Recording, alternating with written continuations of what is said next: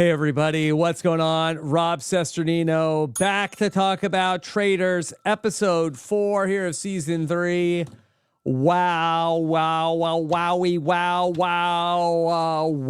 What a tense night, a tense ending of television. I am so excited that I get to talk about it here with a guy who can help make sense of all of the chaos. Mr. Traitors, it's Pooya Zambakili. Pooya, how are you?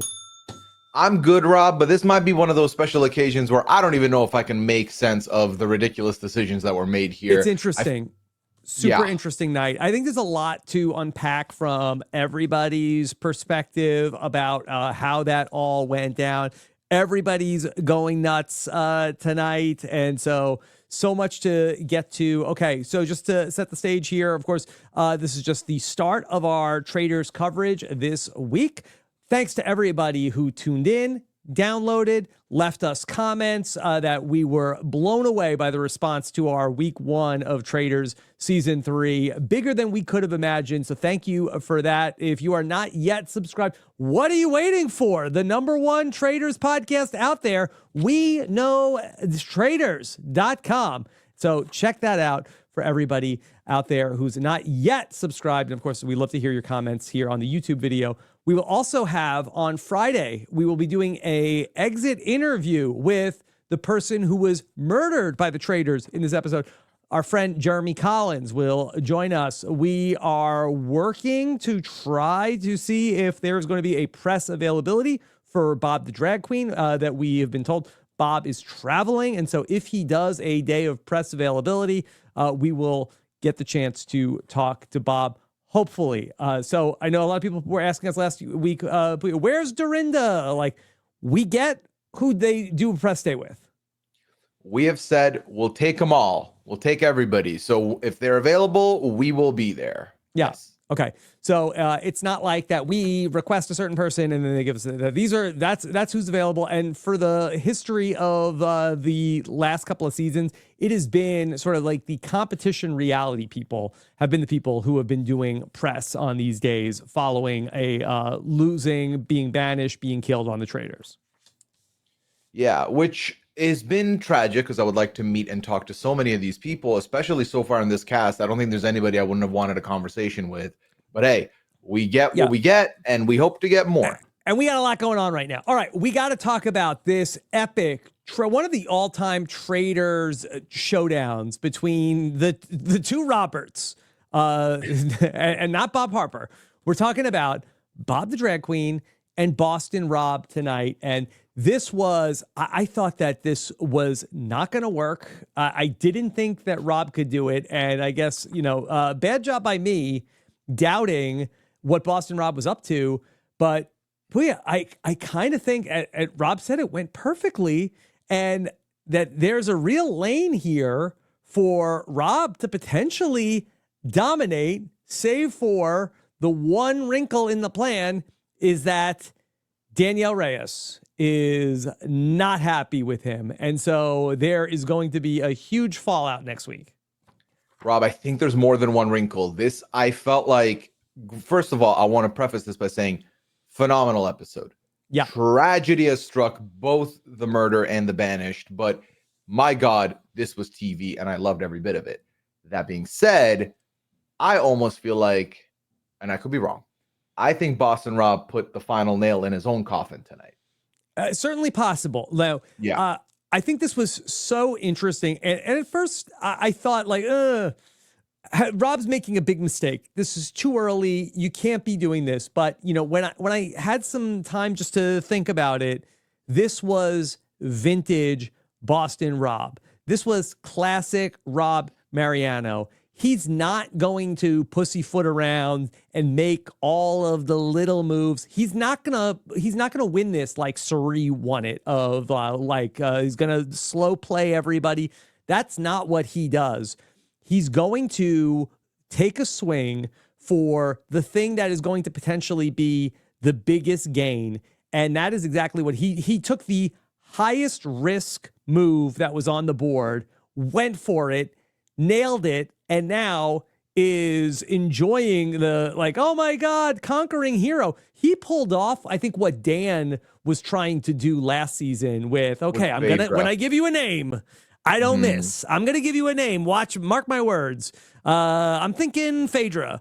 But Rob executed on that tonight. I think it helps that Bob's name had already been out. Bob's name had been put out there by Dylan, who pretty much from what we've seen from amongst the faithful is someone trusted and agreed upon to be good. So there's an endorsement there as well. Obviously, by the end, Dylan gives Rob the credit for really moving mountains to make this happen. And we watched him do it. You are right. He doesn't play slow, but he can play sneaky. And he mobilized those votes going into that round table. He really worked, and you wonder if, I guess that for Danielle, she knows everything that's going on, and at the one other thing is, you saw Wes at the end of the episode, so like, there's only one way to be that confident. Like, how was he that confident that that Bob was the traitor? So something else to watch out for, but. I'm reminded of so many different things, so many different moments from Rob Mariano's reality TV history. And often, as we saw with Bob, what really proved to be fatal, based off of what we saw, it was just one comment. And sometimes that's all it takes. Sometimes you could do just one thing, and Rob sees it, and it's like, okay, that's it. You're going home tonight. Whether it's Matt Elrod giving handshakes to people that Rob doesn't like, or Francesca not really being like warm to, like, if he says, okay, that's it, you're done, that can be it for you. And Bob made a big mistake. I don't think that he is particularly familiar with, and maybe I'm wrong about this, about the history of Rob Mariano. But I think that you are either, Rob was the person who really started, like, you're either with me or you're against me. And in that moment, Bob the drag queen showed, like, okay, he's not 100% with Boston Rob. And so in Boston Rob's mind, he's got to go. Which I agree that for Bob the drag queen, especially in the event that you don't know Boston Rob's style, this is the wrong move to throw a name out to a Boston Rob type here, throwing his name out there in public, putting it out there. I think, however, for Boston Rob, this is not the same game you've played before. And I feel like, and to me, let's really quickly like rewind the tape. Bob the drag queen is under some scrutiny. Some eyes are on him. Yeah. However, he is like ish with people. Some people think he's good. Some people think he's bad. Him bringing your name up doesn't mean anything necessarily. That name's not going to resonate with a Dylan. It's not going to resonate with people that you are working with or communicating with. It's going to piss off the other two cage boys. So I feel like this is almost a net positive, especially when your initial stint in the turret has been, let's bring a united front in. So to immediately burn that's my thing. It's like, you wanted Tony out because you want the united front. The next roundtable, you've severed ties. Like, I feel like that is way too soon. I think that now being the premier detective amongst the bunch means if you don't have a shield for the next three roundtables, someone's going to eventually be like, how come you're still here? And I know this is controversial, and I'm sure it's probably not going to work, but it is the thing that does, like, when you think about how Rob has played these games, this is the thing that does make the most sense for Rob to have done. Right. And so, I don't even want to necessarily say like this was a master stroke for me personally, as somebody who's watching the Traitors. Right. I loved watching this all play out and how it went down. Is it going to work where Rob wins the show? I think probably not, and maybe sooner than later. But he's put himself in such an interesting position now where, just going back to Deal or No Deal Island season 1, for people who watched the original season of Dondi, there's a moment pretty early on, it might be the second or third episode, where people are saying Rob's name and people are targeting Rob. And so Rob he's, very quickly assesses how to be, get through the game of Dondi, that he's doing like an archery challenge. And there's like the one like teeniest, tiniest target that if he shoots his arrow at this thing, he'll get the highest amount and he'll be safe. And what does he do? He chooses to do the most difficult thing possible in order, and he nails it, and he gets it. And that's, to me, feels like what this was, of like, he did the one thing that turned this whole group around, where, you know, when Boston Rob has had his most success, he has a group of people cheering him on as like, oh, he's our captain, he's our guy. And at the end of that round table, you looked around that room and all these sheep who are like, yes, Rob, you're our hero, our savior, you did it. And he has an opportunity now to be able to, now there's some sharp players that he has to, you know, maneuver around, starting with Danielle, but Wes, but Derek, people that like could see through what he did. But the majority of the people in the room, I don't think are savvy enough to see through what he did. So it's going to take some real convincing, a real counterstrike from the allies of Bob, like Danielle, and the other really sharky reality players to be able to come go after Rob for this. At the very least, I agree with like the next go around. I don't necessarily see them looking at him, because he's also been pushing the narrative that one of the two remaining from the caskets are or could be a traitor, which now that he's gotten one right, they might be like, okay, let's see what he was cooking there. Let's go back to Sierra and Nikki. So that's definitely possible. I do feel like what I enjoyed out of the episode, like I said, I thought this was a great episode of television, Rob, was that he seemed like he was going to move in the shadows. He wasn't going to, you know, be the mouthpiece, to the advocate to get rid of Bob the drag queen at the round table.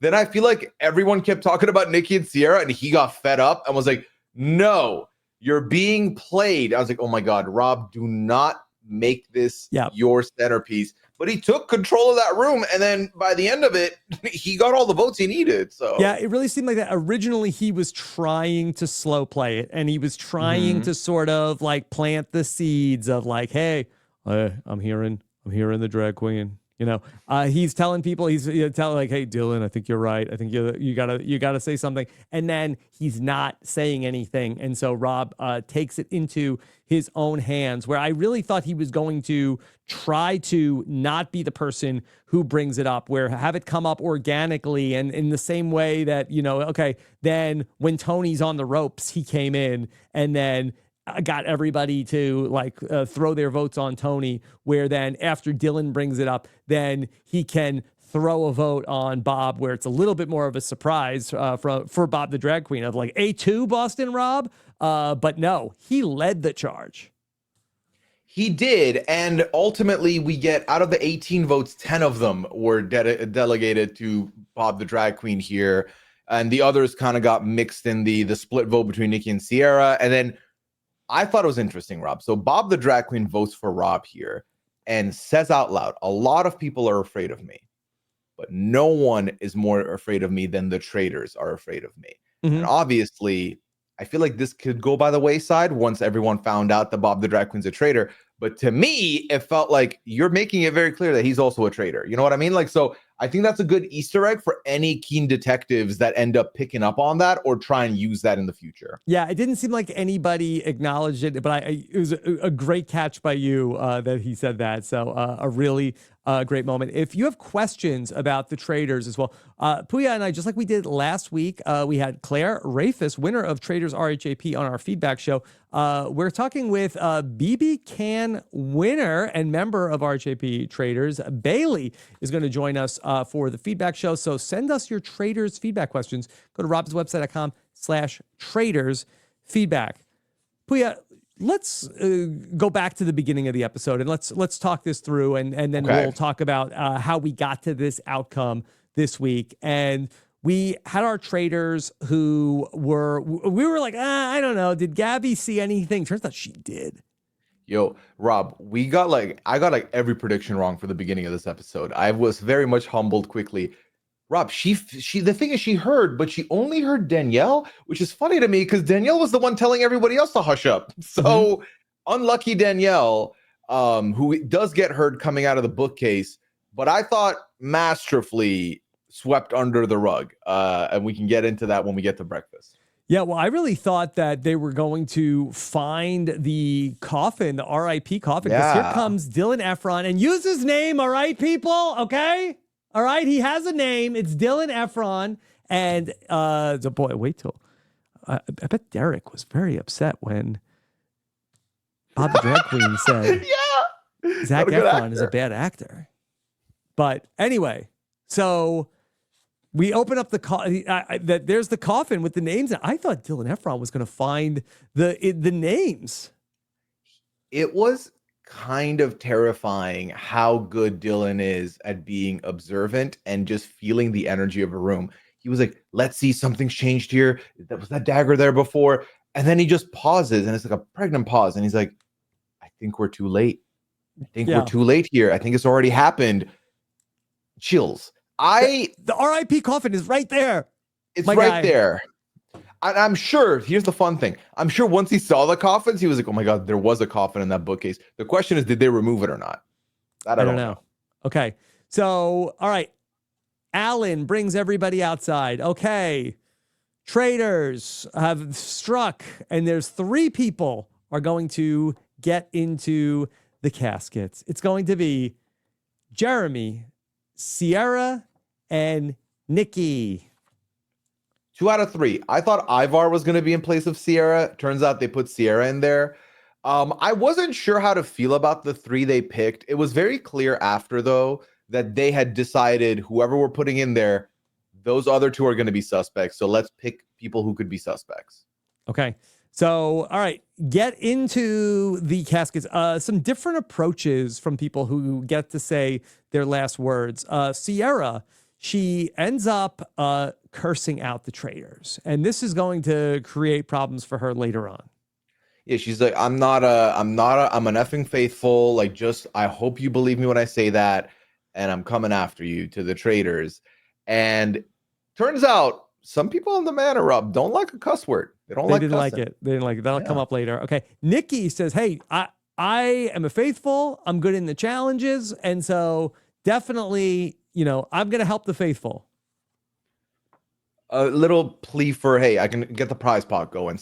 Bog standard plea. You never denied being a traitor, which I think could be an argument someone uses against you, but otherwise it was fine. Okay. And then we have Jeremy, who says, hey, traitors, save me. I'll help you. I'll work with you. Yeah, he said, I've been coming after you, but if you save me, I'll work with you. I respect it. Derek said he sold his soul. He's also the one who said, don't use the F word, please. Be nice. But that's my thing. I feel like that was that's like a Hail Mary of Hail Marys. If you truly think you're going, this is your one last plea to not get murdered. You're going to go into the castle the next day and have people accuse you of being a traitor or working with them, and you could still get banished. But he must have thought it was his final hour in that coffin. So he threw what he thought would stick. Everyone else kind of talked to the faithfuls. I think Jeremy directly was talking to the traitors on that one. Did not care about anyone else. Yeah, I'm looking forward to asking him about it in the exit interview of how serious he was with that. But I guess Jeremy, we're going to find out, is going to be the person that they kill. Let's just talk about, where did Jeremy go wrong? I think where Jeremy goes wrong is he had a suspicion in Danielle, and he kind of shadow crumbed it to some people, and then it got back to Danielle. Whereas from where we saw, he never spoke with Danielle or never voiced it, which can be dangerous. And really and truly, Rob, his only flaw is that he said Danielle's name and Danielle wanted him out, and the rest of the traitors did not push back on it. Because low key, if I found out later on that 2 survivors out of the 4 traitors were traitors, I would feel very comfortable in the position, because like, why would you murder me? You were not going to murder me. But even Rob was like, this was the right choice. Carolyn was yet the only one again to be like, this is not the move. He's alone, which I think she was right on. So I can't fault him. I cannot fault him, because I think he just got unlucky with the traitor he had discovered and named, and also the passive behavior of the other traitors letting that murder happen. Yeah, I think he was had good reads on Danielle, but I think was just too loose with that information. I think that you ideally don't want to say, if you have the suspicion on any of the traitors, to anybody except for maybe your most trusted person. And even then, that person could be a traitor. Better to sort of just get closer to that traitor, that person that you were suspicious of, so that they don't kill you, more so than throwing their name out there when you have a player as deadly like in figurative and literal terms as Danielle Reyes. You know, if you say her name, you're going to get it. And I feel like for a second there, Rob, he went to Carolyn first, and Carolyn didn't share it. But then once Bob got wind of it, then Carolyn also came forward and said, yeah, he did say to keep an eye on you. So I think that Rob, I'm baffled. Let's talk about this decision real quick.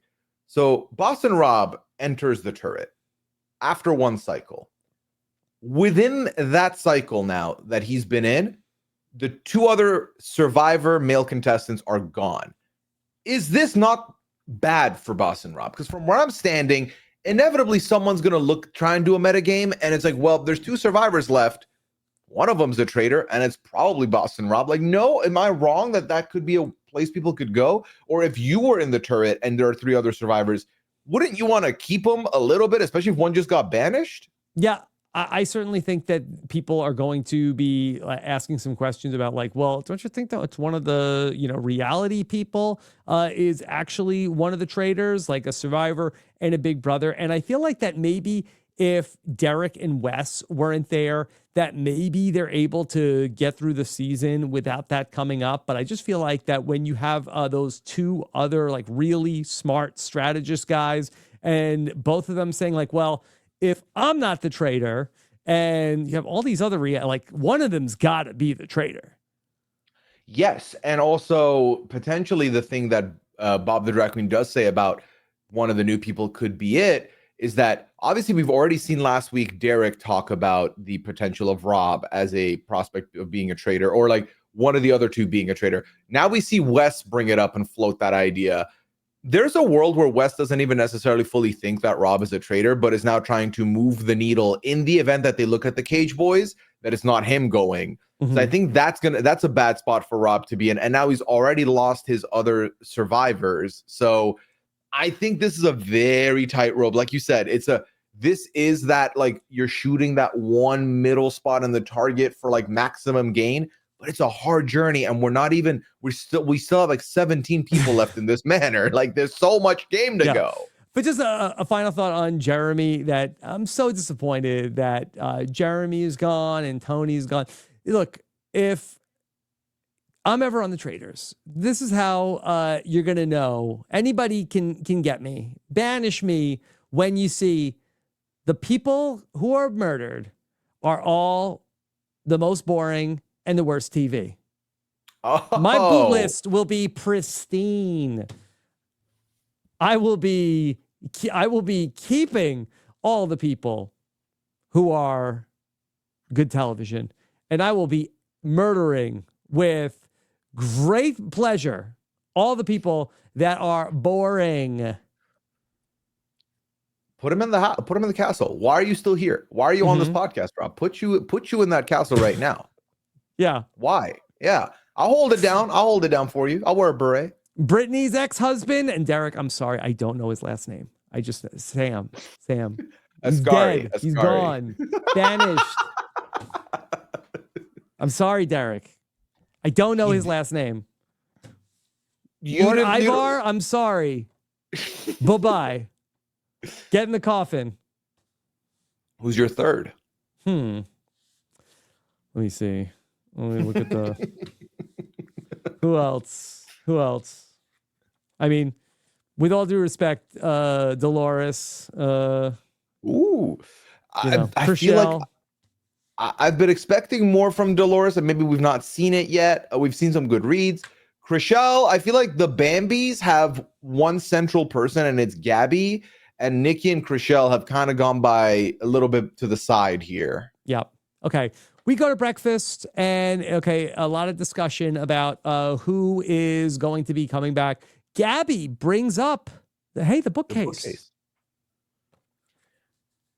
Was anybody in the bookcase? Well, she does bring up that I heard Danielle, and we know that the traitors must have congregated at nighttime to decide who to put there.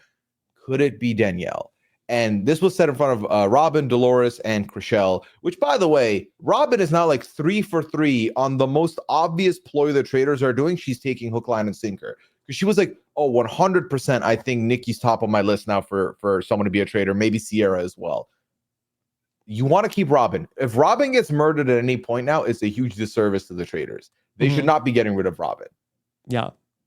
So Gabby then, after Danielle says, yeah, me and Dylan were in the, and then Bob's like, oh yeah, I was in there. It's like, foiled again. I thought I had something there, but I guess everybody was in there. But there's some talk that could it be Nikki that ends up getting murdered? And I believe it's Gabby who tells us, like, listen, it's me and Chriselle and Nikki. We're the Bambis. That they can't kill one of the Bambis early. And I'm like, Gabby, spoiler alert, have you seen like that one of the Bambis getting killed early is like it's kind of the inciting incident. It's kind of how the movie starts. Well, later on, she does say that even when it's brought to her, what if Nikki's a traitor? She says, even I'm not ready to say bye to Nikki. I'm not ready to vote her out. She even has a confession where she's like, yes, I'm biased. I'm not willing to do that.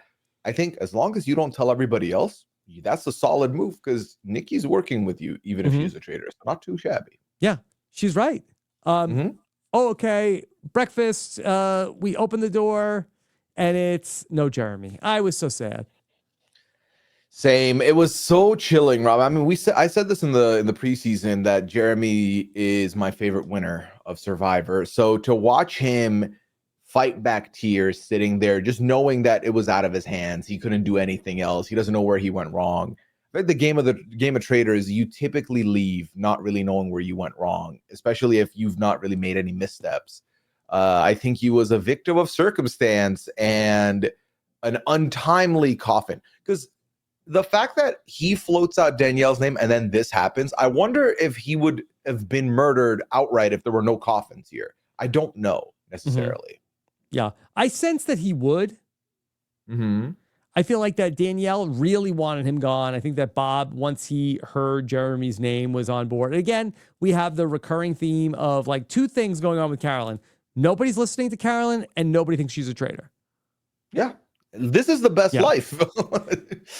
So for Carolyn, do you think that could there be a Natalie Anderson-esque of like, hey, I have to now do it for Jeremy? Why not? Why not? I think she finds herself, Rob, in a very interesting position now because I think Boston Rob thinks I got Carolyn. And very clearly what we saw is I think Danielle and Carolyn are going to now work together because Rob cannot be trusted. He might just do this to me as well. Yeah. So I think Carolyn's in the middle. And I'm not sure if Danielle and Carolyn are going to work together. Well, there was a preview at the end of the episode to me where I felt like it was very clear that Carolyn had a confessional saying, what's it going to take? He's going to probably do this to me as well. Yeah. So they could become allies. This could be the glue that brings them together. Fair. That's fair. I felt this way last week when I was talking about how when Boston Rob comes into the turret for the first time, and it's like, if you're Danielle, it's like, okay, great. Boston Rob's on my side, but this is something that I'm going to have to worry about here. Does Boston Rob end up screwing me over as a traitor? Yeah. And what do you know? Immediately he takes the shot. Because like I said, I think Rob made the right call coming in with this mentality of let's be a united front. It made everyone think, okay, Rob's about the team. Even with Tony leaving, I feel like this false sense of security of Rob's part of the team really came to the forefront. And then now it's like, oh, they didn't see it coming because they felt so secure with this man. But the other part of it that I think is really so genius from Rob's perspective is that he also, has Dylan Efron. I'm so sorry. Whoa, Rob. So sorry. Strike one. But in Dylan, he has a guy that he told us. He's like, I could see myself going to the end and lying to him and going to the end and then getting the money. This is, with all due respect, I think he feels like this is my Natalie Tenorelli. This is my innocent, loyal person who's going to follow me to anywhere I take him. This is now my guy. And so it was like, okay, he's got the group. He nailed a traitor, and now he has like the undying loyalty of Dylan? Here's the question, though. Do you think that first of all, I feel like Dylan could see the light down the line. I don't think Dylan's going to be completely blinded by the Boston Rob allure. But then the other question that rises up for me is, do you think there's a world where the quote unquote top 2 detectives in the castle make it all the way to the end without getting banished? Because I don't. I think at some point someone's going to be like, how come you're not murdered yet, man? Like you're too good to be alive right now. Makes no sense. Yeah, that's a good, astute observation coming from you. I'm not sure about the field of players in this season. If outside of like the faithful, like Derek or Wes, who's going to, piece that together like you did? Well, first of all, huge compliment, Rob. Thank you. I will look the other way when we're together on season 4 and you're murdering all the boring people. So checks in the mail. Appreciate that. Yeah. Yeah. No, I mean, that's fair. That's fair. I think there's so many other agendas on the table right now that this might not come up for a while. Like I said, I think especially if, let's say next week, there's more shields up for grabs and Dylan and Rob cop one again, they can play off the, well, they want to murder us, but we have shields. So what are they going to do? I think that's a good defense to have come down the line. But I do think it depends what sea of faithfuls we're left with later on. Because let me tell you, if we're left with a Sandoval and a Sam Asghari, I don't give them the money now. I don't know if I think 4 episodes in is enough for me to not feel confident in their play. But there are some hidden gems amongst this bunch that I think we're about to see play out. I think Gabby is very good observation. I think obviously we've mentioned Derek and Wes. I think they're gonna kind of know what's up. Yeah, but I think that Gabby's with Boston Rob now. Well, maybe. But I think, is she more with Boston Rob or is she still with, okay, Boston Rob has good reads, but if he comes after my Bambies, I'm not doing it. But he's not coming after the Bambies. If anything, I mean, it was Wes that was coming after one of the Bambies. Like, I feel like that those are the people that are aligned with Dylan. And, if Dylan is really vouching for Rob, like, I feel like that's going to be like all these young people that are in the house. Like, I feel like that these are the people who are now the new disciples of Rob. Ooh, imagine next week when Wes has to mobilize the Lord Ivars and Tom Sandoval to try and get Rob out. What a civil war that's going to be. Oh, my God. Avengers Endgame who? Okay. Pooya, anything else that you want to say from breakfast before we talk about the challenge? I like I said, I really liked, because obviously by the time Gabby brings up the bookcase, almost everybody's in the room. Danielle is in the room. So when asked, anyone go to the bookcase last night? Danielle volunteers and does say Dylan and I went into that room, which was obviously the second time she had gone in the room. That was perfect because I think that completely wiped everything away. Bringing up Dylan's name, and Dylan can't deny that we were both in that room. Perfect. I thought that was a very good way to take suspicion off of you. Danielle has not played a perfect game so far this season, but, that was one of her better moments. Yes, and there were still people that did not buy when Gabby brought up before Danielle came in that, like, I think Danielle could be one. They were like, no, I've seen the way she reacts, the emotions. I don't see it. Gabby did bring up, could it be a little overacting, which I've seen the internet at large myself even have said the acting has been too much, but looks like it's paying off. And low key, there's a world where Bob leaving is better for her game, because I felt like there were too many instances where Bob was volunteering that Danielle is good and Danielle was volunteering that Bob is good. So if they can move past that and forget that, I think this could be a better spot for Danielle to be in. And maybe not having a true ride or die is the best place for her to be, because then she's not attached to someone to the point where she's trying to protect you, and then you might be in a better spot. Let's talk about the challenge. And I have to give some kudos to the producers of the Traitors. That I've complained about the challenges a lot in season 1 and season 2 and said you could just skip them. At least with the introduction of the shields into the challenges, that there is a social strategy component that is making them a lot more interesting, and there's a lot more conflict besides like who's not trying to win the most money. Kate threw the money down the hill. That at least here we're getting a battle over who is going for the shields, who's trying to get their heads onto the statues. And again, we have this little bit of a feud between the, men and the women, really the like stronger physical players who can carry things, and the people who are struggling more in the challenges.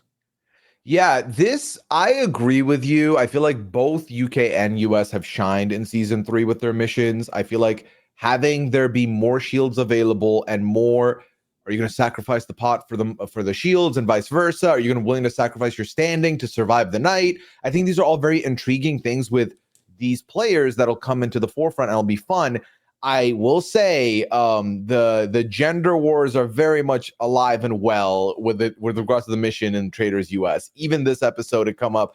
I love the one moment where the first 4 shields taken were from men, and Alan has this breaking of the fourth wall where he's like, 4 people are safe, all 4 male. It's like Alan seeing it, calling you out, like, let's stop this. Mm-hmm.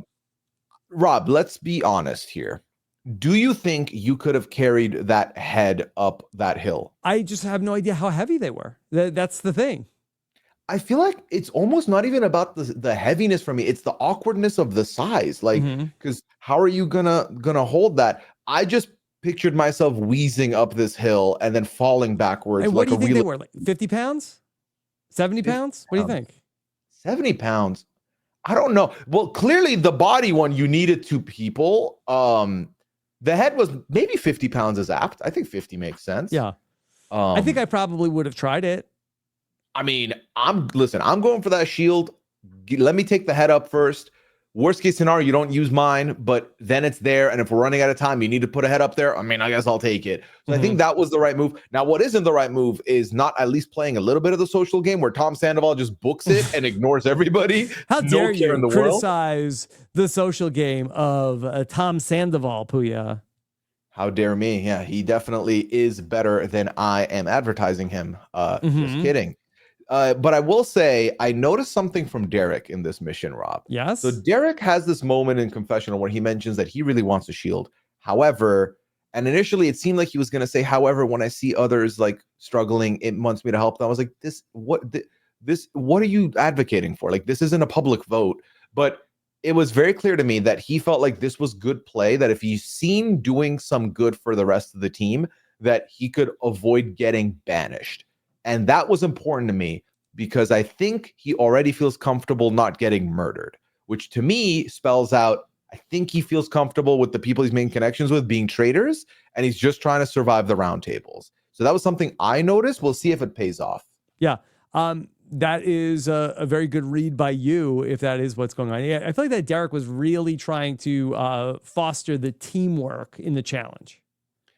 Yeah, which I don't know how much validity there may be to that, because we saw Bob the drag queen try, before they start going up the hill, be like, let's just decide who the 10 are that get shields, and then we don't have to waste our time here with an energy. But then no one listened, and it was all anarchy. Yeah, I don't know why Bob the drag, even in confessionals, was like trying to fight to make the point, where I get that we're in the real time that he was like saying like, hey, let's talk about this, let's figure it out. But even he was arguing the point to us. We're like, bro, you're safe. I agree with that. I've also felt this way before, Rob, where I can be very chill, very nonchalant. And, you know, I've been in group projects where I'm like, truly couldn't need me less. Or if you ask me to do one little thing, I'll do that. But otherwise, whatever happens, happens.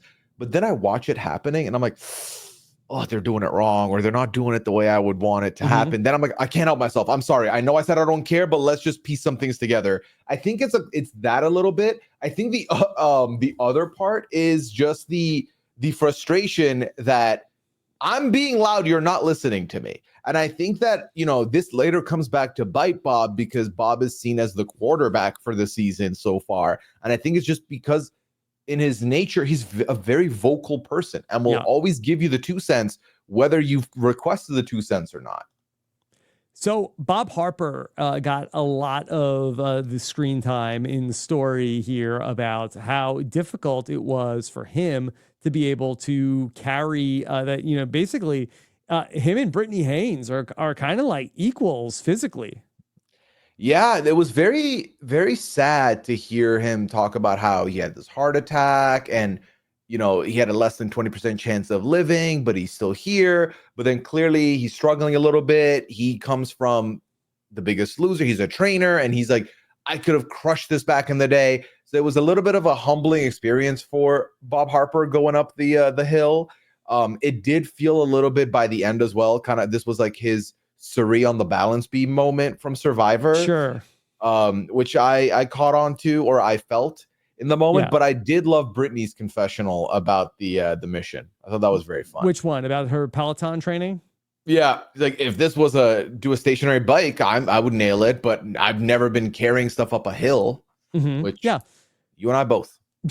For sure. So everybody is carrying the bodies up there. There's some fighting over whose heads gets to go onto the bodies. But all in all, I mean, they end up getting all of the money. Not too much drama from this overall. No, the funny thing where the drama looked to maybe implode and then didn't happen was Ivar and I think Robin were bringing up the body up the hill, and at the very last bit, Tom offers to help, escorts the body up, and puts his head on it and gets the first shield, and we get a confession from Robin calling him a very selfish person. So Tom is just inconsequentially existing right now and keeps getting safety. At some point, he's going to have an argument with somebody, and I'm going to be here for it. Rob, do you want to know the list of 10 that are going to be safe? And then we can talk about the 8 that could potentially go. Sure. Okay. So Tom Sandoval, safe. Bob the Harper, safe. Bob the Drag Queen, safe, but banished.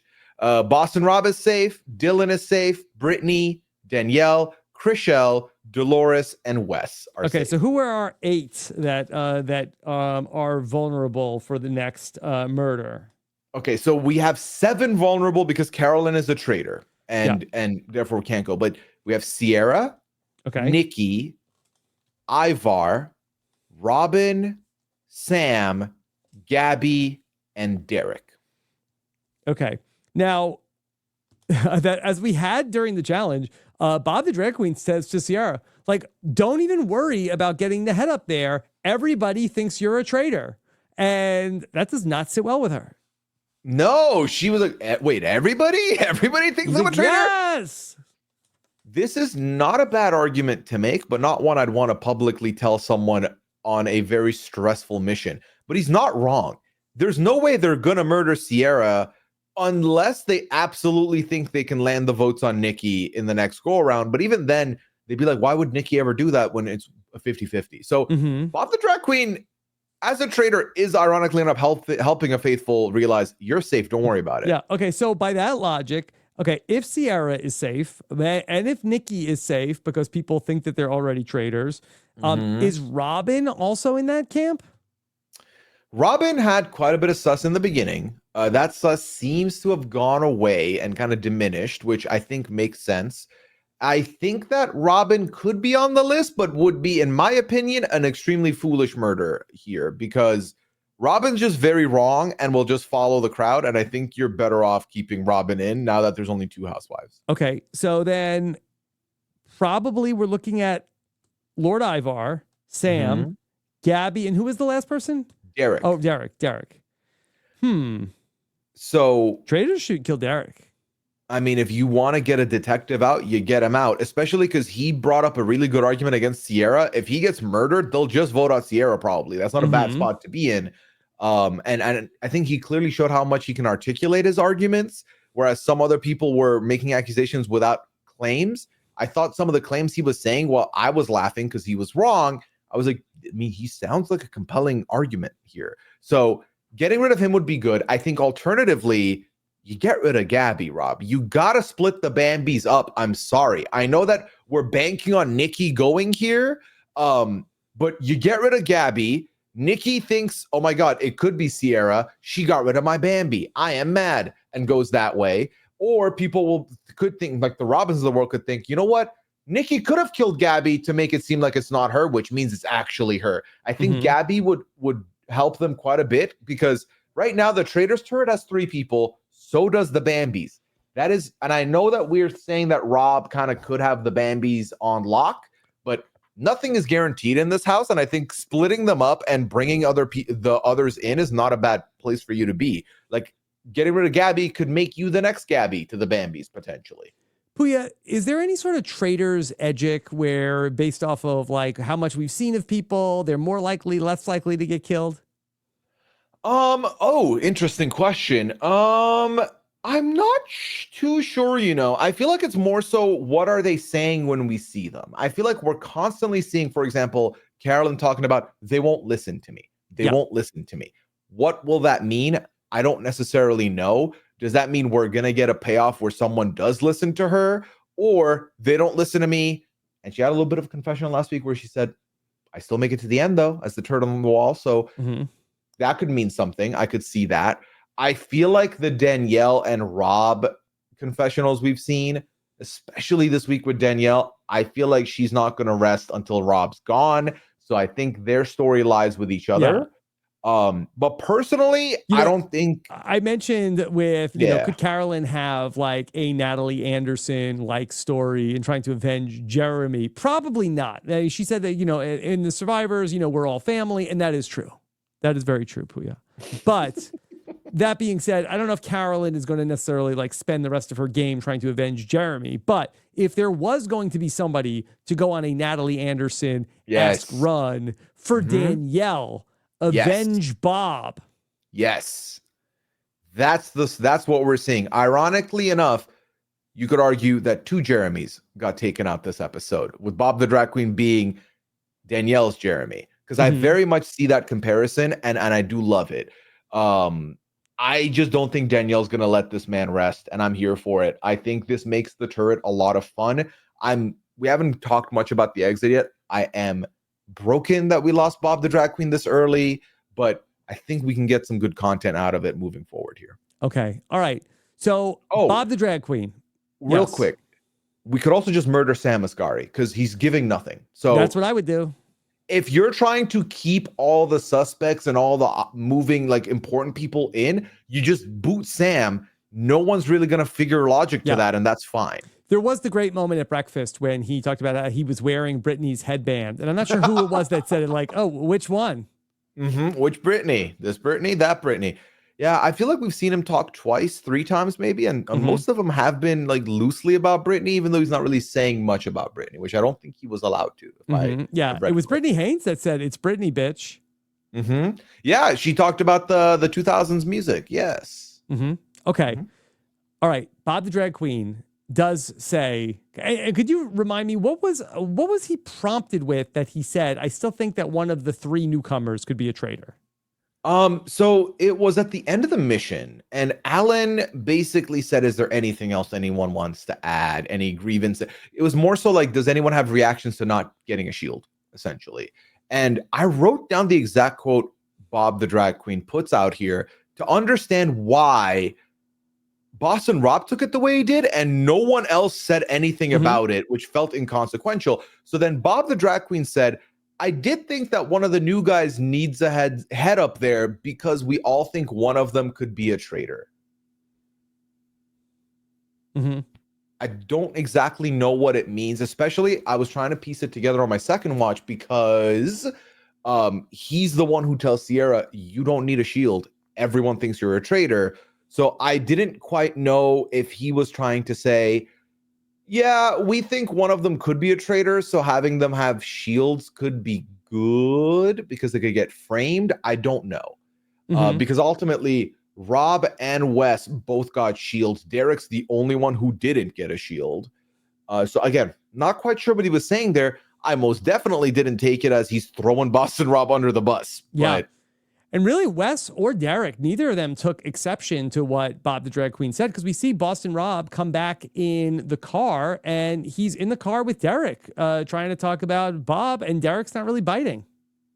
Yeah, because it was not that deep. I think a lot of people who play this game understand that A, it's a game. B, we have no information. We're pulling at strings to try and figure stuff out here. There's not a lot of definitive info to go off of. So that could just be a fart thought of a moment of like, let me throw this random thing out. And it means nothing. They saw no weight to it. If anything, part of them was like, it is fair that we came in late and they're going to assume one of us is a traitor. If anything, Rob reacting this way should be alarms that like, why are you worried? We're not traitors, right? We're not traitors. Wait, are we traitors? Are you a traitor? Like, didn't need all that much. But then I feel like, especially to me, this should have raised more alarms, Rob, because and truly, if Rob does win this season, we can study all the ways everyone else went wrong. Because when Rob was pushing the agenda harder than anybody else, said, okay, yeah, so we're thinking one of the traitors was in the coffins, right? That's what we're thinking. That's the move. To then switch up and put it on Bob the Drag Queen after this comment. Are you abandoning your previous theory? Because you were the one pushing that theory, my friend. What is happening? Yeah. I wonder if there was anything else that happened, and hopefully we get the chance to talk to Rob down the road, because I kind of feel like I bet there was something else besides just this one comment. Surely. And maybe he didn't like the way, and like maybe he felt like that we didn't get to see the Jeremy deliberation as much. Like maybe there was like he didn't like the way that went down. He did say that he thought that taking out Jeremy was the right move. So I wonder if there might have been just another moment or two where Rob got the ick. I feel like there's a world where there's a world when we talk to him, he says something along the lines of Drag Queen Bob. He gave me the ick.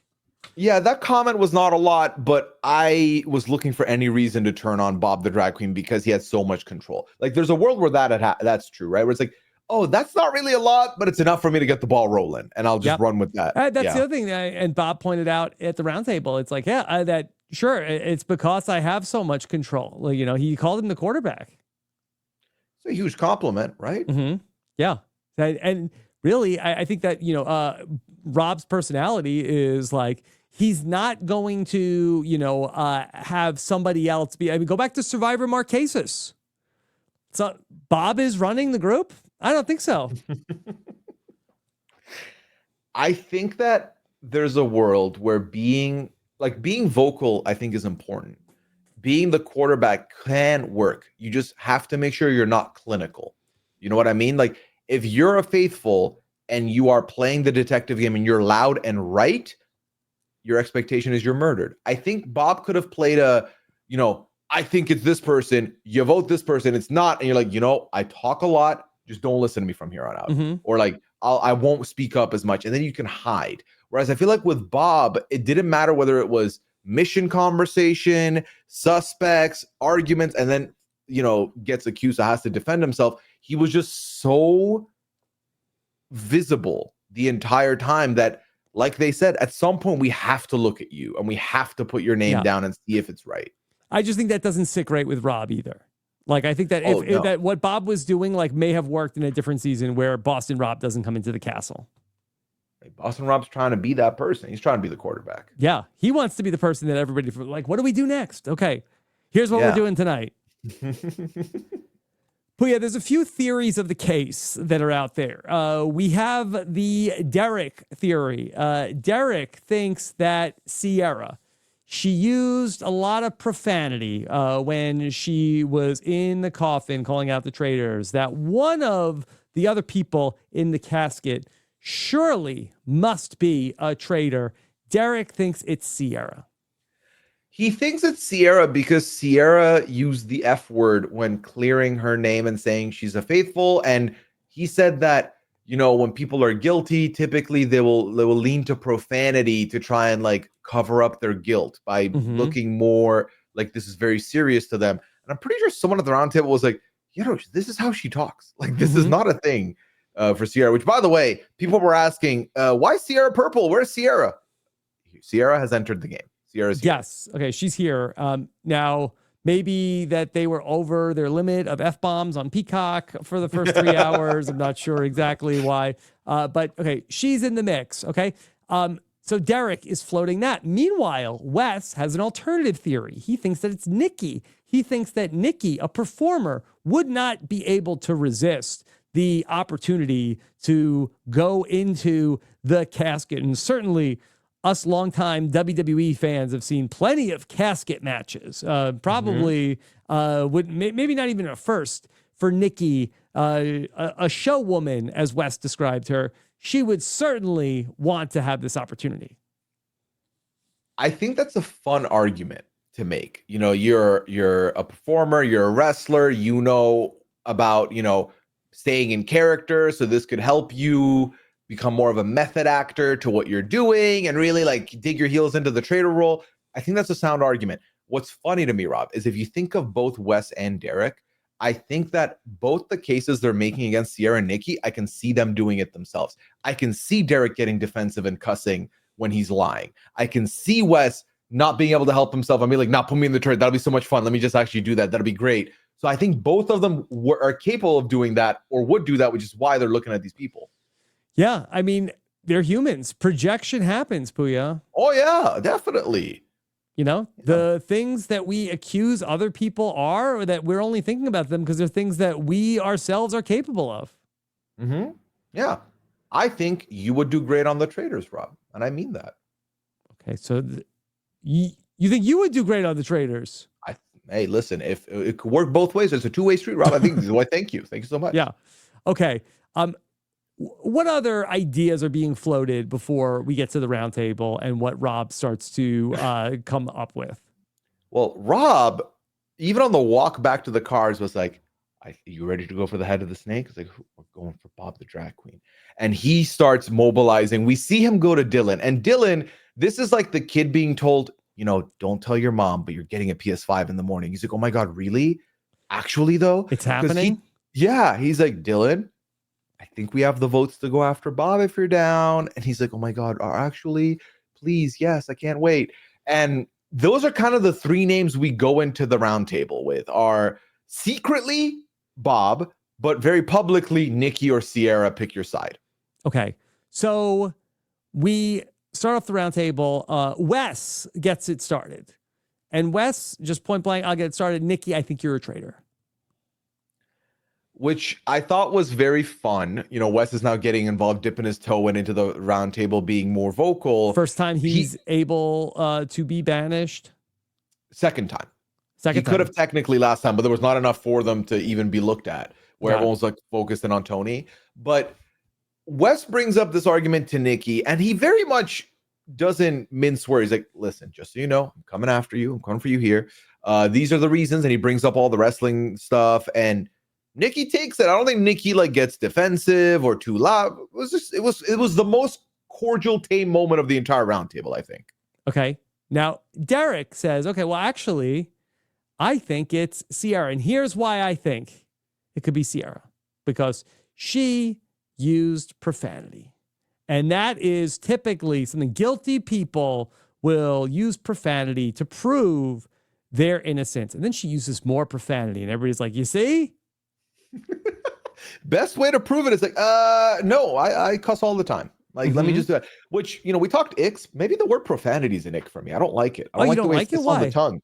I don't like the way it sits on the tongue. It's like too icky for a word to describe words that should be icky.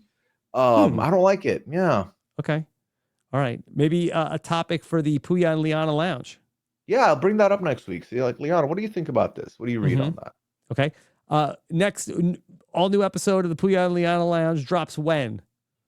It will be dropping Friday at 6 p.m. Okay. Don't get the ick. Subscribe at pooyaandliana.com. Yes. There'll be no profanity. Oh, Rob, this was a wild, like, again, I know we're not done, but yeah, my God, Liana said some questionable things in this one. Okay. Like, genuinely went sideways, but all right, check it out. Speaking of going sideways, okay, now here's Boston Rob. He says, hey, we're missing the big picture. Okay. He changes the subject. There's one person that we should be looking at. And everybody's like on bated breath, suspense, looking around. And then Rob looks at Bob. And Bob has a huge reaction before Boston Rob points to him. Bob the drag queen. This was tense.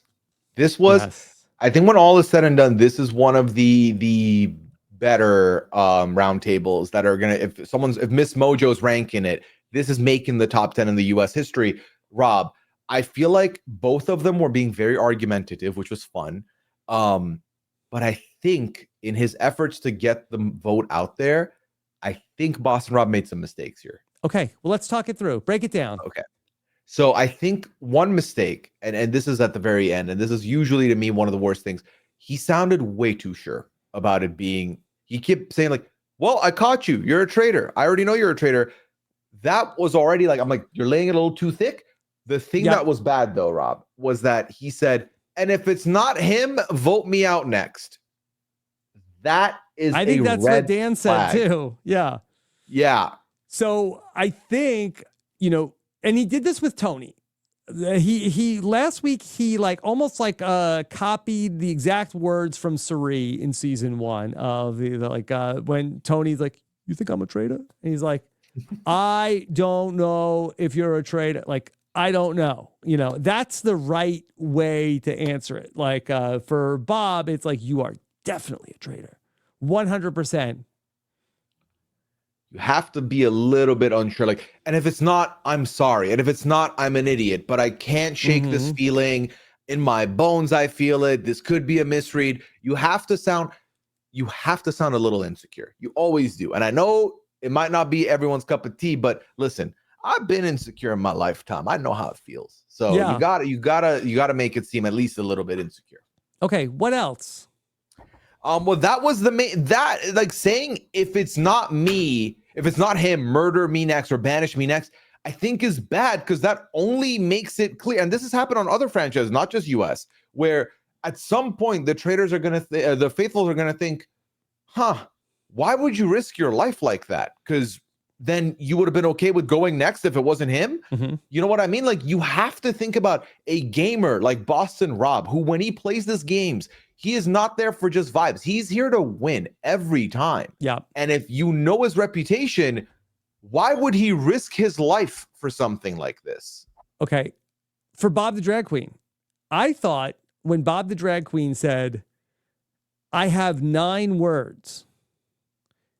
And what was it? I swear to God that I am a faithful. Did I get that right? Yes. That seemed to me too premeditated. That seemed like something that you do not have off the top of your head. Yes. Immediately when he said, I have 9 words, I thought, are you going to stumble a little bit? Because this sounds like you had prepared this a little bit. It sounds very prepared. I have 9 words. Like, nobody 9 is too many words. Too many words. I know Boston Rob had a good retort, like, I've got 2 words. You're not. Like, that was pretty good. Feel like pretty good comeback. Yeah. I have 2 words, Rob. You and I have watched Attitude Era WWE. Yeah. I was like, where are you going, man? No, don't go there. Don't go DX on Derek's me. Like, you better not with the profanity, Rob. You're a nice police. Guy. You're playing a pretty good game, but don't tempt me, okay? No, Rob. We don't say those words. Do not test me, okay? And anything else you want to say about the back and forth with Rob and Bob the Drag Queen? Because this was just epic. This was just television. Like, this was WrestleMania. This was such a iconic showdown. This was so good. I think, not that I think Bob the Drag Queen had a lot of chances of staying at that point. Once we see all the votes come out and 10 of them are his, it's kind of lopsided and over. But I feel like he loses the room a little bit when he shades Zac Efron, who's not there, as being a bad actor. He says that, what does he say? He's like, your brother, they said like your brother is an actor, and he's like a bad actor. Yeah, I think Dylan said, you're a good actor. And then Bob said, well, your brother's not, or something along those lines. It was like, it didn't need to happen. But if Bob's going to read you, I'm surprised Derek didn't just flip the table right there. Like Teresa You all need Giudice. to be nicer to them. They've done nothing wrong. Yeah. Stop using profanity. Okay. But this was just such a great moment. So we start to do the votes. And who was the first vote? The first vote of the bunch was Dolores. And Dolores goes Bob the Drag Queen and cites his reactions as being the reason. But then it's like unfortunate that the second vote ends up being Danielle. It's like, I don't know if like Alan could like on the fly like adjust it and go the counterclockwise. I don't know if they're like locked into what the order is going to be. But to have Danielle be the second vote, I think it's like, if I was going to like tweak the episode at all, to have Danielle later on in the circle, that would have been even more dramatic. But very quickly, we're left with, what is Danielle going to do? So I'm curious how they do this, and maybe this has been answered on an AMA somewhere at some point, because I feel like despite Danielle being a very like you don't want to know what her vote is, like leave the suspense up. I think they almost wanted it to look like it was going to be like a 2-2 split to begin, because it was 2 Bob the Drag Queen votes, then 2 Sierra votes, then a Nikki vote. So it looked a little bit ambiguous. Whereas I think maybe if you split it in almost any other section, it was too many Bobs back to back to back, right? Because then Brittany, Sierra, Dylan, Carolyn are all back to back Bob votes. The last 3, Sam, Rob, Bob, they all vote Bob the Drag Queen. So maybe that's what it was. I agree with you, though. I think you could have started elsewhere. Yeah, we got some interesting Bob votes. Like we got like Bob DG or Bob DQ. Bob Q. Yeah, Bob Q. Like he has like all sorts of like initials. Yeah, because we know they're going Bob H for Bob Harper, which, by the way, does he get promoted to just Bob now if they vote him out? Like, or is he still Bob H? I don't know. But yeah, we had Bob DQ, Bob TDQ, which Sam even said Bob TDQ when he voted. And we had Bob Q as well. Yeah. Okay, and the votes come out, and it's enough for Bob the Drag Queen. Goes and stands up. And he had earlier sweared to God, I am a faithful. And he said that I make jokes, but I don't lie. And he got up there and had a really epic reveal, as you would expect. I love it. I love when, whether you're a faithful or a traitor, I love swerving the rest of the round. He'll put him in a blender a little bit. If you're a faithful, make him think you're a traitor. Rob, I thought Bob's exit was phenomenal. I thought the celebrations were great. I will say, Bob missed an opportunity here to look directly at Rob and say, "You're a sellout, bro," and then leave. That would have been perfect. I don't think Bob is going to copy what somebody else did. I know. And like your original. Tony did not walk that back. When you and I talked to Tony earlier this week, he did not. He's like, felt even stronger. Rob is a sellout. Yeah. Which I think would have been fun if the next roundtable, Bob the Drag Queen threw that out. But you are right. Bob the Drag Queen is one of one. I'm so happy we got to see Bob back on TV. And not only that, but to get to see Bob the Drag Queen be a traitor was delightful. Yeah. I wouldn't trade it for the world. And Bob was a good sport. He said, Rob, like he respects the move that Rob made. And so hopefully, we get to see more of what Bob, the Drag Queen, thinks about all this in some exit press about the episode. Please. But some fallout after the roundtable. Yes. Which fallout are we speaking of? Well, let's recap it. What happened after the roundtable? I feel like there were a lot of pats on backs, specifically Dylan getting the pat on the back, Rob then getting some kudos for pushing it after Dylan didn't think he'd have the votes. And then the main thing that we talked about a little bit was Wes bringing up who would know 100% who a traitor is? Another traitor. And it's going to look dicey, Rob, because I think if Wes and Derek now talk and compare notes a little, they're going to look in at Rob being a traitor. Now, we've seen Wes talk about the game he's playing, which is not me, and I don't give an F who goes home. But I also feel like in this episode, we saw a little bit more. I think Wes wants to be a detective a little bit, but not a vocal one, just a behind the shadows one. I really think that the move is for when we go up to the turret that take out Derek for Rob's purposes. That I feel like that is, I think, the biggest red flag in terms of like who is going to figure Rob out and expose him. I think it's going to be Derek. I think so too. I think that if ever they start looking at the Cage Boys and say one of them has to be a traitor, getting rid of Derek could be a bad idea for Rob. But at this point, he's gotten rid of the 2 Survivor men and is still not being looked at. So maybe the move is to make the most obvious moves for him and get rid of the most obvious pieces. And I wonder, does Danielle take a page out of Boston Rob's own book? And if there's anybody who could, give Derek the info he needs to make the move against Rob, could Danielle put the sus on Boston Rob to Derek, her fellow big brother player who she feels like that she trusts quite a bit. Could she sell out Boston Rob to Derek? It's right there for the taking. I think she could. I think also we have seen Derek and Danielle both form relationships with Dylan. If they start noticing that Dylan is in Boston Rob's back pocket, they're going to want to maybe free up that piece. And that could be a good catalyst to be like, so I've noticed Dylan's buddied up with Rob now. And I have a theory. What do you think about the fact that, Bob said, people are afraid of me, but the traitors are more afraid of me? What if this was traitor on traitor crime, which historically has happened so many times that I think is a valid argument to make anytime someone's the most vocal getting rid of a traitor. And I think Derek could and would run with that. Because like I said, Derek seems to me, based on confessional look for me, based on the confessionals, it sounds like he feels secure in not getting murdered, which could be very ironic if he's dead when we get to the next episode. But if he's still there and he feels secure in not getting murdered, he might not want to move or shake anything here, or maybe he thinks Danielle's a traitor and he wants to get rid of Rob. I don't know. Okay. But I think for both the Cage boys, if they have an inkling, if Wes thinks he's a traitor, if Derek thinks he's a traitor, I think you do want Rob to go because it exonerates you of being a traitor.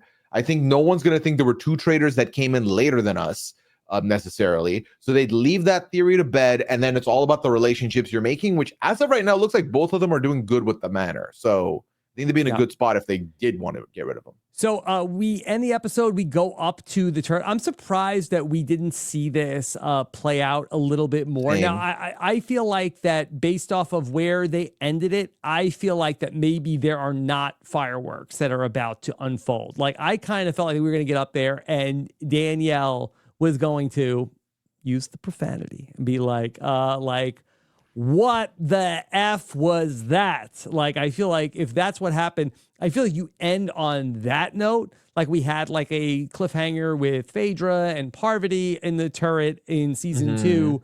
The fact that they ended on them just taking the hoods off, I wonder if Boston Rob immediately mea culpa.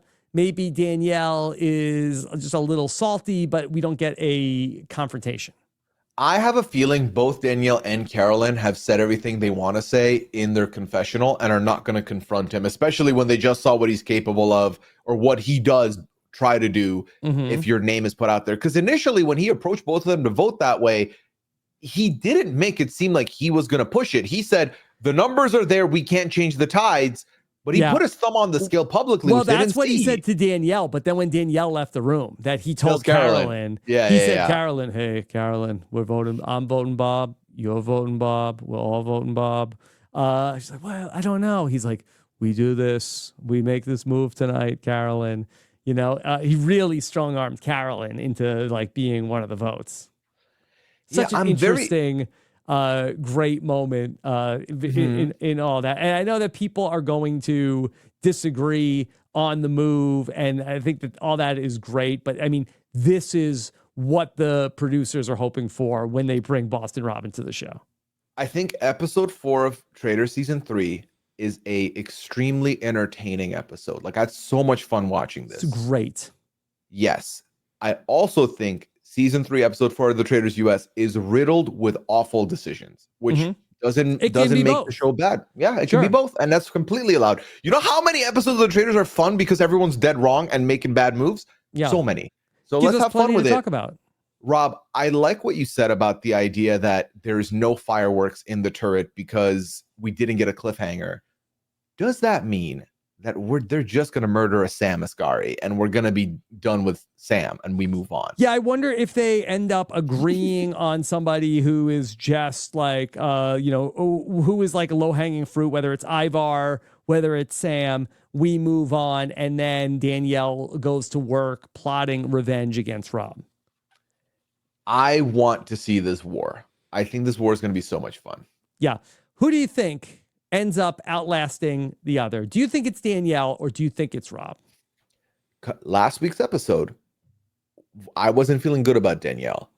I think Danielle outlasts Boston Rob now. I do too. I think so too. I think that Danielle is going to be somebody who can play the long game in a way. Like Rob dominates the short game.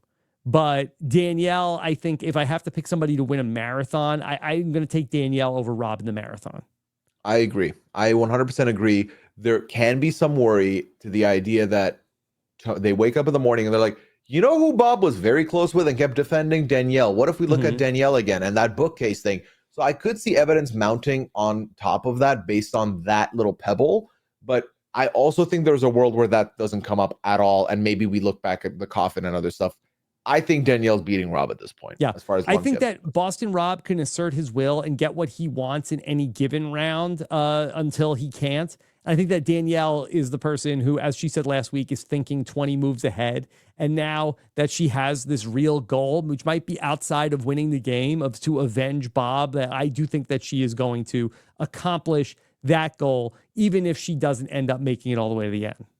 And this will make the round. I'm very intrigued by the turret now, Rob, because up until this point, Bob and Danielle have been backing each other's moves almost every time, and they've been getting what they wanted happen. Now that's not really going to be the case potentially. So I'm intrigued to see what the first discussion is going to be here. And like I said earlier, I almost feel better about Danielle's odds now that she's only looking after herself and not herself and Bob. Yeah, I agree. Now, do you think that Rob thinks that Danielle and Bob were a package deal? Does he go out to try to finish the job and get Danielle voted out next? Or do you think that then he tries to patch things up and leaves Danielle alone? I think if the turret opens up with Danielle giving him a piece of her mind, then yes, he looks at his packages like, oh, can't work with her. She's got to go. Yeah. I do think, though, given that he took Carolyn and Danielle aside publicly, which, by the way, doesn't happen often in this house. Rob at multiple points was like, I need to talk to you both. Hope that's cool. And then just took him out of a public setting, which to me would have been very suspicious. But anyway, it's Rob. He does Rob things. Yeah. I think the fact that he took them both aside to pitch this means that I think he thought, we're going to be united after this. I'm not concerned. And I think that he's going to want to revert back to, all right, we're unified front. We're traitors. We're working together. But as long as Danielle doesn't vocalize that she doesn't mess with what he's doing, then I think she's safe. I feel like that he is not going to try to go back to back and go after Danielle, but I'm just trying to think back. Like I'm going like through like the history of Rob on these shows. I don't think he has ever made peace with an enemy in terms of like that he goes after his enemy and then he takes out all of his enemies until he ultimately gets out of the game. I can't think of the person that he had done wrong by who then he welcomes back into the fold. Maybe the closest you might be able to say is Andrea with Matt Elrod in Survivor Redemption Island, where he takes out Matt Elrod, who Andrea was kind of loosely showmancing with. And Andrea is like, what are you doing? You're going to make me lose my spot. And then he welcomes Andrea back into the fold. But then Andrea is also then the first person out of the alliance when they get down to the final six. Yeah, I think it's fascinating because while I do think Rob is doing and making moves that, if you know his past, look very obvious, there are still moments of it that I'm unsure what's going on. In that, because like I said, this is a different game than Survivor, because he comes in, I just assumed that the survivors were going to stick together, maybe like at least work together for the long haul.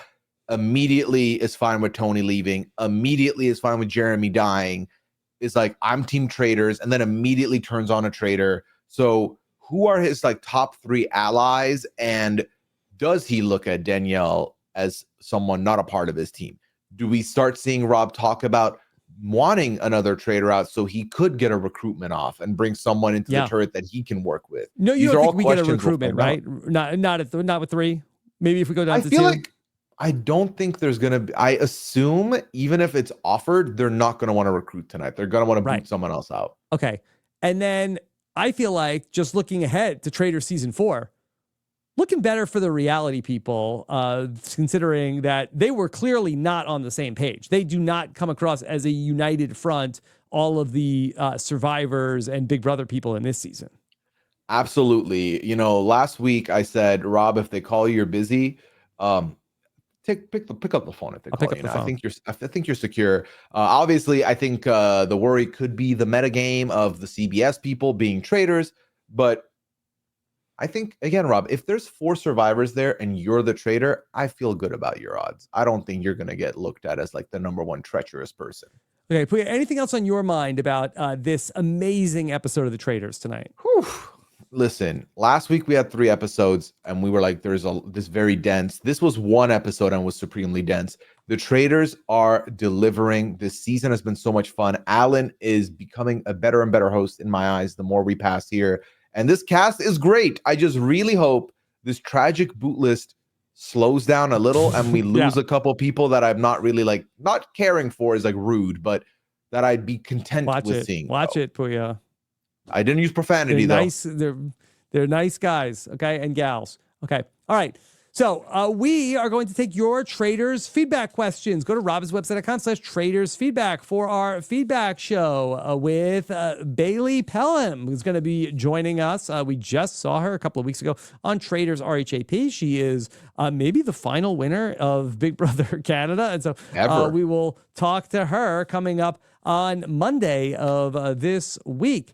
Then, did you catch the Reality Flash, the brand new breaking news podcast from RHAP hosted by Mike Bloom? On this week's episode, Mike Bloom chronicled the story of some traitors' social media gone awry when Derek Levasseur picked a fight with a respected journalist on Sunday night. And so Mike Bloom reacted to all of the drama going on these social media streets. And you could hear it all when you subscribe to therealityflash.com. So check that out. Very fun job there by Mike, who is also a very nice guy and doing a pretty good job with his new podcast. Okay. Pooya, the Traitors UK is also rolling along. Oh, yeah. We've made it through 6 episodes. By the end of this week, we would have talked through the next week's episodes. It's been a lot of fun. Some of the missions are similar, but these casts could not be more different. Did you see this mission? Yes, this was the cliffhanger going into episode 7. This was the death match, Rob. Without giving much more, this was their murder in plain sight. It was different than the coffin stuff. We haven't seen the coffin stuff over here. So okay, but the big moving the heads up the hill? We haven't seen that yet. Okay. All right. Yeah. We'll see if it's coming. Okay. Then over on Deal or No Deal Island, I talked about Boston Rob in season 1. Season 2, hey, remember Parvati the traitor? She is playing Deal or No Deal Island, and we are having so much fun. The #1 Dondi podcast in the world. Go to WeKnowDondi.com to hear our recaps, exit interviews, and we caught up with Aaron, Boston Rob's old buddy from season 1. I wonder what he's thinking about all this tonight over at WeKnowDondi.com. Pooya and Liana Lounge. I heard a wild episode 2 is on the way after an amazing premiere from Pooya and Liana. The feedback has been absolutely incredible, Rob. So much support been shown by the audience. So thank you so much, everybody. Like I said in the middle of this episode, the episode 2, we recorded it yesterday. It's dropping tomorrow. And Rob, I predicted last week that this wouldn't be the last time you see me make this face. I made this face like 8 times. Liana said some stuff. So check it out to see what was said. I will tell you this, the word lore is a part of our title, which means you're going to get some lore unlocked this week. So check that out. Well, I was saying on one of the other podcasts that I was on my TikTok, and I hope that my TikTok is going to stay alive through the next week's episode of The Traitors, but that they were like, kept telling me about Boston Rob lore on my TikTok. You were like, I was part of the lore. I was there. I don't need this. But there were like a couple of they were like women, and they were like, hey, do you know this guy Boston Rob on the Traitors? Like, well, did you know he has like a 23-year reality history? And they're like, look at this. This is young Boston Rob. Like, wasn't he so hot? Like, and they were like, do you know he simps for his wife? Like, they were like telling the whole, like his whole story in like 2 minutes. So that's one of my favorite things about Traitors season, Rob, is seeing on my TikTok algorithm people who typically don't watch these shows discover the people that I've known and see what their takes are. It's fun. Yeah. Okay. Then also we've got our Survivor postseason interviews going. I talked with Sam Phelan earlier this week. We dropped that for you to check out. And a lot of people reactions to that, that what did Sam really eat the fruits that he said he never ate before? Find out in my postseason interview with Sam. Plus, more on the way. Make sure you subscribe to WeKnowSurvivor.com. And then we kicked off another brand new podcast this week where these two ladies, Michelle Fitzgerald, maybe one day you'll see her in the Traitors Castle, and Kelly Nalbandian got together for something called The Social Game. They are talking not about strategy, but about great reality TV guests. They have an epic guest list coming up here in season 1 of The Social Game. Subscribe to listen and watch them play a game to see if Michelle Fitzgerald can recognize whether or not people are new era survivors or imposters. Michelle has not seen Survivor in the new era, and so we try to stump her on the first episode of The Social Game at thesocialgamepod.com. And then on Friday, I'll be live with the patrons. Ask Me Anything. That's going to be for the patrons, 3 p.m. Eastern on Friday, followed by the premiere of my interview with Rachel, winner of Survivor 47. You can check that all out at RHAP. All right, Pooya, what's coming up for you? Well, aside from the stuff we've already talked about, I can be found on all socials at Pooyaism. I'm on Twitch still, streaming weekly when I'm not podcasting, twitch.tv/Pooya. And also, Rob, 90 Day Fiancé kicked off its tell-all this week. And I'm not being hyperbolic. I mean this from the bottom of my heart. This has been the best tell-all episode I've seen in years. It was so good. Okay. And I think is only going to get better, hopefully. But this first episode was so much fun that Liana pulled up back into the Hot Mess Express to talk to me about the first part of the tell-all. So you can check that out. We found out the new cast that has dropped now. So that the new season's coming soon. I heard there's a throuple. There is a throuple.